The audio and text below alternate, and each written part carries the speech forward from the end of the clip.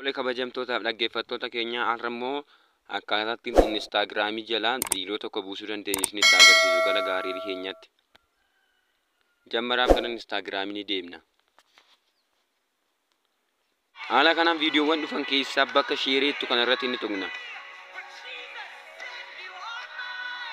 Bakka sheeree erga tuqnee booddee bakka kompiiliin kan jedhu kana kinoo bakka isinitti agarsiisaa jiru irratti ni tuqna.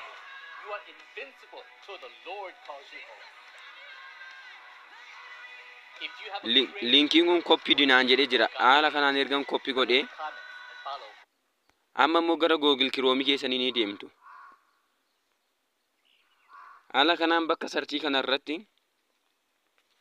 Snap instantanii barreessitu. Akkaataan amma isinitti agarsiisu kana.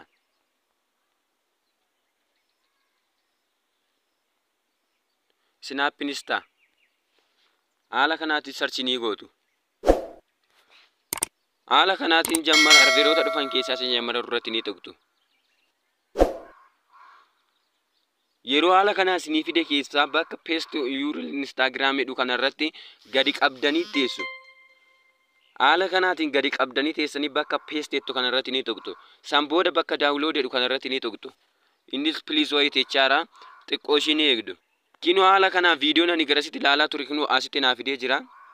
Akkuma isin amma argaa jirtan kana asitti naa fidee jira. Beeksisa dhufan hundumaa dhiistanii bakka kanarratti ni tuqtu isin bakka download viidiyoo jedhu kanarratti. Bakka nama isin agarsiisa kanarratti ni tuqtu. Yeroo buusuu jammaru kinoo haala kanaatiin akka nama isin agarsiisaa jiru kana mataa dura kanarratti download duraan jechaadha. Amma haala kanaatiin buusaatee jira jechuudha.